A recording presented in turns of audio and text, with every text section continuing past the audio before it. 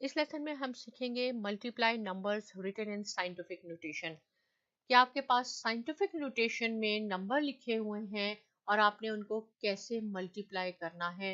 एक दफ़ा मैं आपको और बताती हूँ कि साइंटिफिक नोटेशन क्या होती है। देखिए, a number written in scientific notation has two factors multiplied together.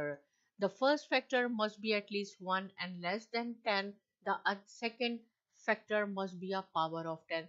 देखिए, ये जो पहला फैक्टर है इसमें ये होना चाहिए या तो 1 हो, एटलीस्ट 1, या लेस देन 10। तो हम कह सकते हैं कि ये 1 to 9 होगा, राइट। और सेकंड जो है वो है पावर ऑफ 10।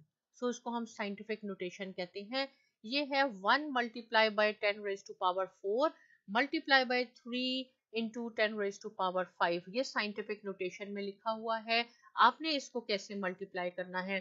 देखें, ये दो पैरेंथेसिस हैं, दो ब्रैकेट्स हैं, इनके बीच में कोई साइन नहीं है, प्लस माइनस डिवीजन कुछ नहीं है। इट मीन्स कि ये मल्टीप्लाई हो रहे हैं। अगर कोई साइन नहीं है तो भी मल्टीप्लाई करना है। अगर ये साइन होगा मल्टीप्लाई का तो भी आपने मल्टीप्लाई करना है। अगर डॉट लिखा है इट मीन्स मल्टीप्लिकेशन। डॉट का मीनिंग भी मल्टीप्लाई है, आपने मल्टीप्लाई करना है। तो कैसे करेंगे हम। देखिए, इसको हम पहले ग्रुपिंग कर लेंगे इसकी कि यहाँ ये 1 है और यहाँ ये 3 है। तो 1 मल्टीप्लाई बाय 3 हम ऐसे कर लें आप इसको, क्योंकि ये साइंटिफिक नोटेशन में हमने मल्टीप्लिकेशन करनी है। और फिर सेकंड पैरेंथेसिस में हम लिखेंगे 10 raise to power 4 multiply by 10 raise to power 5।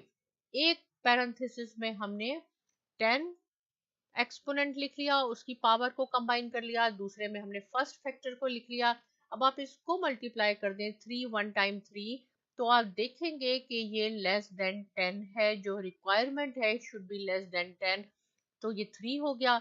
और सेकंड पैरेंथेसिस में ये 10 है। देखें, ये भी 10 है, ये भी 10 है। अगर बेस आपकी सेम है तो और मल्टीप्लाई में हम पावर को ऐड करते हैं। ये रूल याद रखें, जब आप मल्टीप्लाई करते हैं तो सेम बेस की पावर ऐड होगी। ये नहीं होगा कि ये 10 है और ये 20 है, इसकी पावर 5 है, आप पावर ऐड कर रहे हैं। नहीं, सेम होना चाहिए। ये 10 है, ये 10 है। 10 को आपको 2 टाइम्स लिखने की भी जरूरत नहीं है, सिर्फ एक दफा 10 लिखें और उसकी पावर आप ऐड कर दें, तो ये इक्वल हो जाएगा 3 इंटू और multiply by 10 raise to power 9। ये आपका आंसर हो गया। ये साइंटिफिक नोटेशन को हमने मल्टीप्लाई किया है, राइट। क्या कंडीशन है साइंटिफिक नोटेशन की। उसके दो फैक्टर होते हैं। फर्स्ट फैक्टर मस्ट बी 1 और लेस देन 10, जो कि इस केस में हमारा 3 आया है। और सेकंड फैक्टर जो है वो पावर ऑफ 10, जो कि है 10 रेज टू पावर 9। एक और क्वेश्चन सॉल्व करते हैं। देखिए, सेम क्वेश्चन है, इसमें भी हम ग्रुपिंग कर लेते हैं। 2 और 3 को हम एक साथ लिख लेते हैं। 2 मल्टीप्लाई बाय 3, क्योंकि ये फर्स्ट पार्ट है, ये पावर नहीं है 10 की। सेकंड में हम 10 raise to power 6 multiply by 10 raise to power 5 कर लेते हैं, राइट। अब क्या होगा, 3 2 टाइम्स 6, फर्स्ट पार्ट 6 हो गया और कंडीशन भी ये है कि लेस देन 10 होना चाहिए। सेम बेसिस है। अगर मैं इस स्टेप को डायरेक्ट कर दूं तो मैं लिख सकती हूँ 10 रेज टू पावर 11। ये साइंटिफिक नोटेशन हो गई और ये आपका आंसर हो गया। एक और क्वेश्चन सॉल्व करते हैं ताकि और ज्यादा कॉन्सेप्ट आपका क्लियर हो जाए। तो क्या है कि 4 और 2, देखिए ये 10 रेज की पावर नहीं है, ये आपका फर्स्ट पार्ट है, फर्स्ट फैक्टर है। 4 मल्टीप्लाई बाय 2 और सेकंड में हम कर लेंगे 10 power 3 multiply by 10 raise to power 6। क्या हो जाएगा, 4 2 टाइम 8। और कंडीशन भी यही है कि फर्स्ट फैक्टर लेस देन 10 होना चाहिए। इसको मैं एक स्टेप में डायरेक्ट कर लेती हूँ, आप चाहें तो दो स्टेप में भी कर सकते हैं। चलें, दो स्टेप में मैं आपको करके दिखाती हूँ।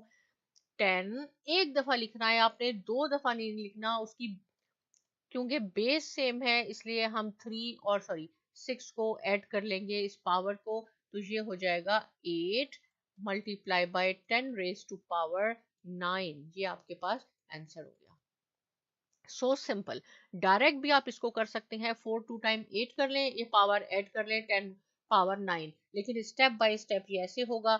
ये मैंने कुछ क्वेश्चंस प्रैक्टिस प्रॉब्लम आपके लिए लिखे हैं, आपने पहले सॉल्व करने हैं, फिर आपने आंसर टैली करने हैं। इससे रिलेटेड कोई क्वेश्चन है कमेंट सेक्शन में ज़रूर लिखिए, और बहुत शुक्रिया।